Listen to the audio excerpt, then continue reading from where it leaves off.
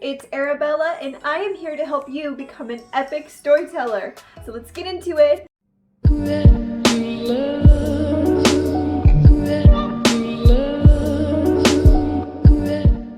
I hope you guys love the new background. I think this is going to be the way that we're going to do it from now on, but you're not here for the background, are you?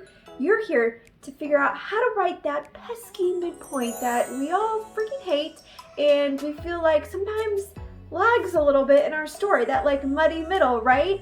Well, it doesn't have to be that hard or complicated, and I'm going to tell you right now how to do it. The key thing for the midpoint is to realize that everything you, your hero, their friends, and the readers have all thought was going to happen is all going to go to shit.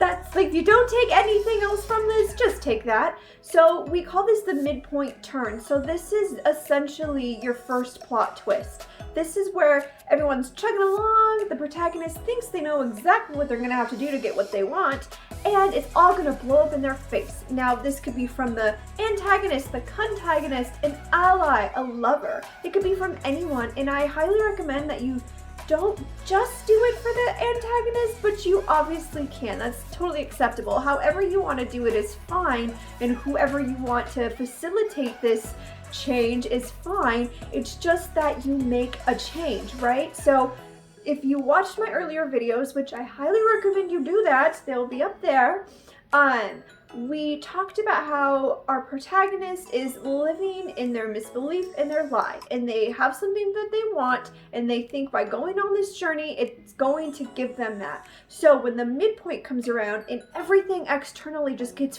thrown in the washing machine and spit out in some other direction, they're just like, what? They don't know what to do externally or internally because they had a plan. They had something that they were going towards to get them what they wanted, and now it's all gone to shit.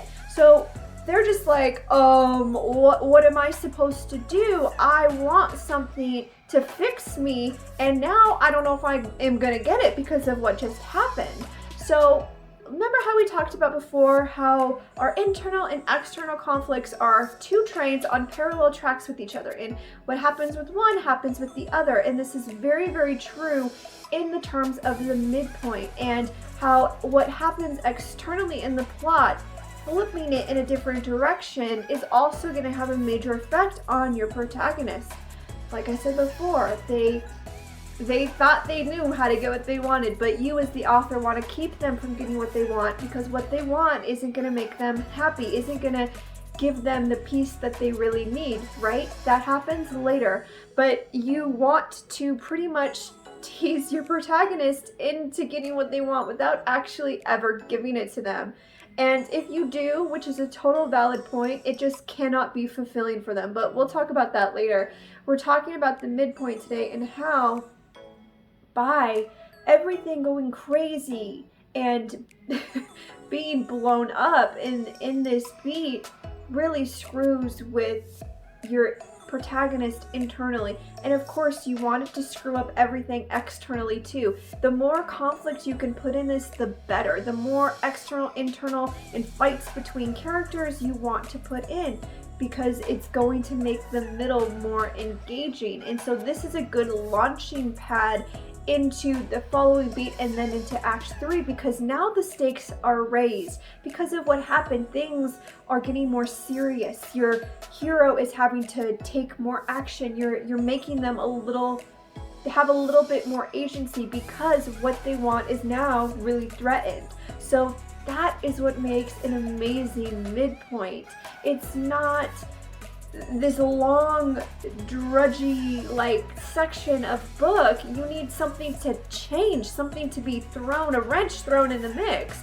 That's how you get it to be exciting and engaging. And always conflict. You want every character in opposition with each other in some way, and it can't all be the antagonist causing the problem. And so you need to work your characters, and you need to really understand what every character wants, and if they have an arc and all of this, and how Mary Jane conflicts with Joe Bob over here and whatever. So that is the midpoint. It's really not as complicated or as confusing as I know I had previously thought until I figured this out. So if you had any questions, please drop them below. If you liked this video, if you got benefit from this video, I would love if you just gave it a like and joined Arabella's army. I am so happy to have you here, and I will see you guys on the next one.